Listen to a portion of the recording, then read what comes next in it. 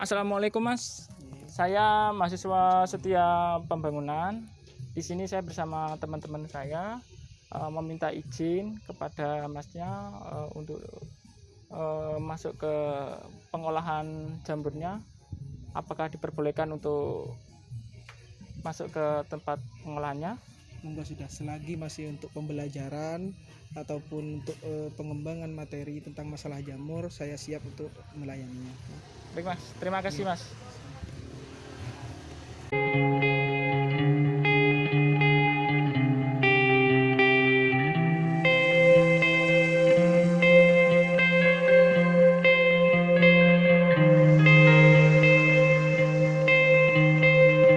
Untuk awal produksinya mulai awal itu apa saja Mas untuk bahan-bahannya Mas? Oke, terima kasih. Di sini ini adalah bahan utama untuk pembuatan jamur. Ini campuran dari limbah serbuk kayu dan juga kulit kopi, ada juga bekatul dan juga kapur. Perbandingannya nanti itu serbuk kayunya 60%, 20% itu kulit kopi, dan juga bekatul 10%, 12% lah, dan juga 5%-nya itu atau 8%-nya itu dari kapur, seperti itu. Ini adalah bahan awal untuk proses pembuatan jamur tiram. Nah, ini untuk proses yang dari pembuatan ini, awal dari dibuatnya jamur ini. Ini awalnya barusan sudah melihat itu tentang campuran awal untuk proses pembuatan jamur tiram. Nanti setelah itu dicampur rata, kita inkubasi selama 1 hari, baru besok bisa dibungkus atau dijadikan seperti ini. Ya. Ini awalnya bukan seperti ini dulu. Kita lihat di sebelah sini itu adalah tempat pembibitan. Itu setelah kita bungkus, bisa kita lihat di sana itu adalah mesinnya untuk pembuatan proses sterilisasi jamur. Kita setelah dibungkus, kita masukkan ke dalam tong itu, kita sterilisasi selama 7 jam atau di oven selama 7 jam. Setelah di oven, kita diamkan sampai dingin, baru kita pindah ke pembibitan. Dari pembibitan itu, setelah pembibitan itu kita tunggu untuk bisa tumbuh. Contohnya seperti ini, bisa tumbuh seperti ini. Itu kita nunggu selama 40 hari. Awalnya putihnya masih belum ada.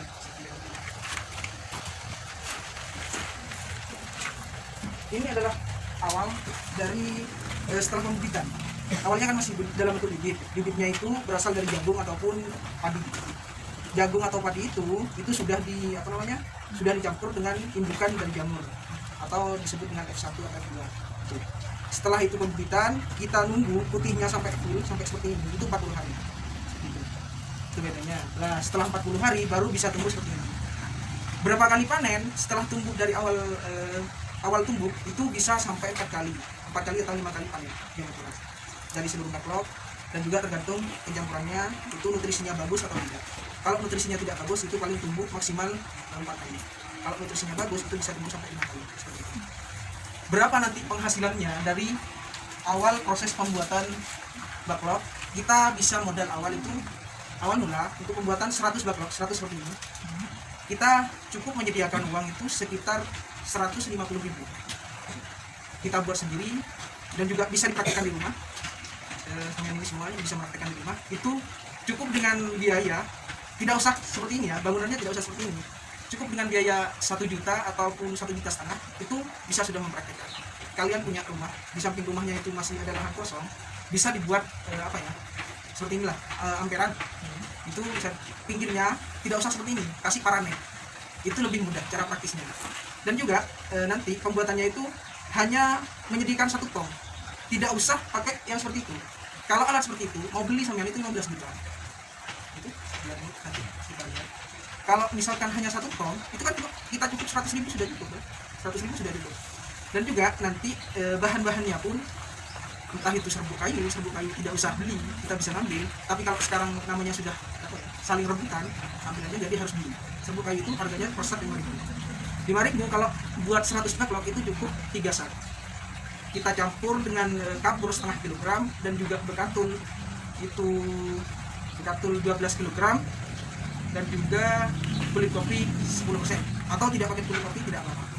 Setelah dicampur rata itu kita bungkus. Harga plastik per bendelnya isi 200 itu 40.000. Bibit satu botol itu harganya 8.000. Seperti itu. Kita campur rata sampai selesai, sudah bisa dibungkus dan bisa tumbuh. Jadi biayanya sangat mudah dan juga praktis, khususnya ini karena hasil dilema saya. Dilema ini gimana ya, saya adalah lulusan perbankan syariah, bukan lulusan pertanian, saya lulusan perbankan syariah.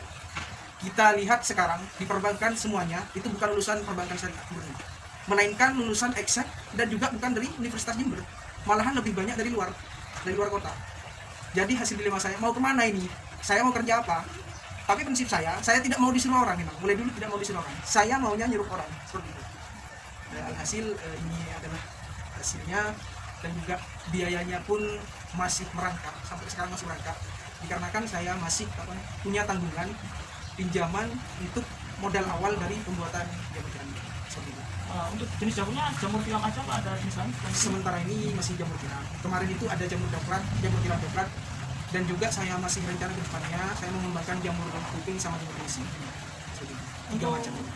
Untuk di pasar lebih laku kelas mana pasaran? Kalau untuk pasar yang paling banyak itu jamur tiram, karena olahan jamur tiram itu bisa dibuat berbagai macam olahan lah. Beda dengan jamur-jamur yang lainnya, paling mentok 3 olahan jamur itu sudah. Kalau jamur lainnya, apalagi jamur lisi. Kalau jamur lisi itu bisanya dibuat obat. Kalau dimakan secara seperti jamur tiram tidak bisa. Kalau jamur kuping kan hanya bisa dibuat, tidak bisa dibuat crispy kayaknya.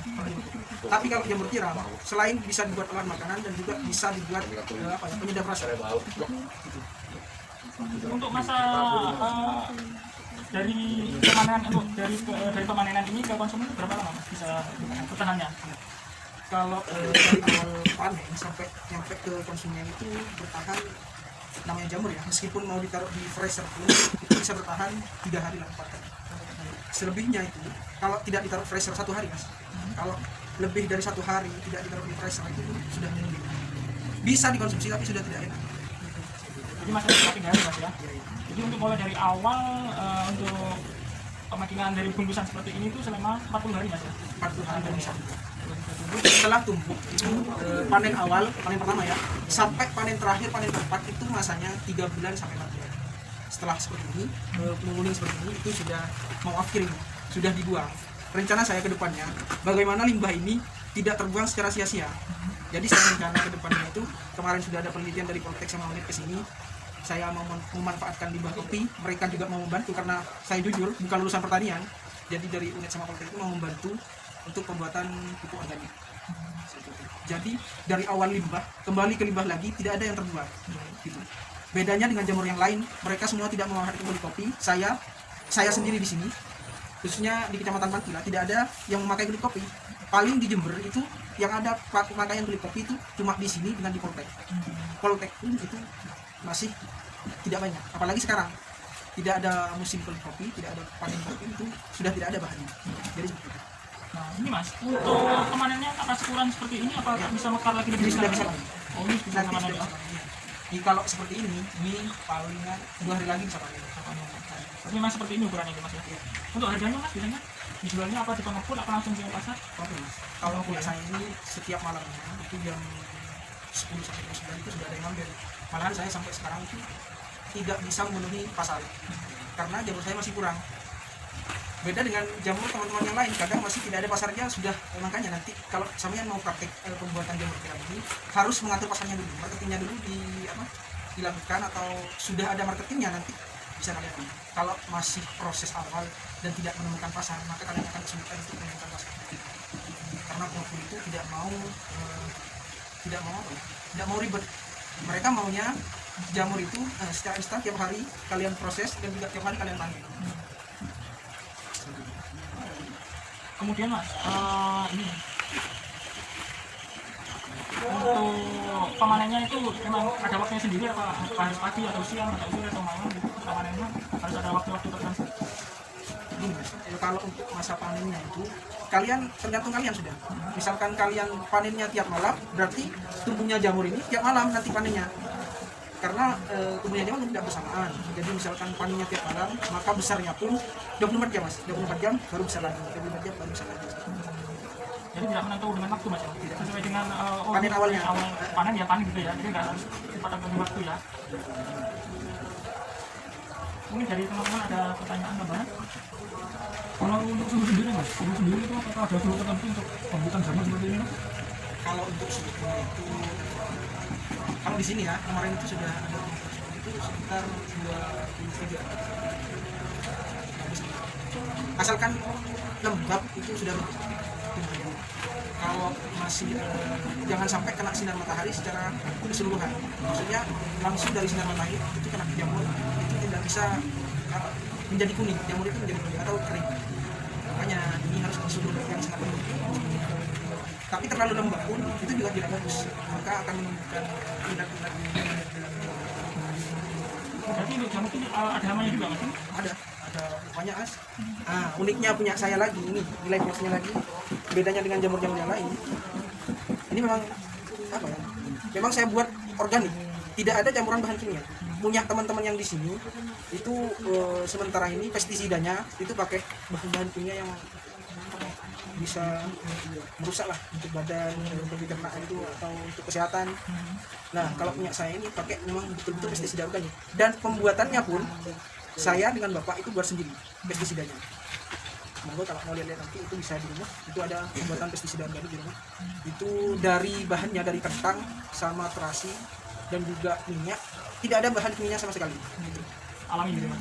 Dan itu ternyata ampuh untuk membunuh kuman yang ada di dalam.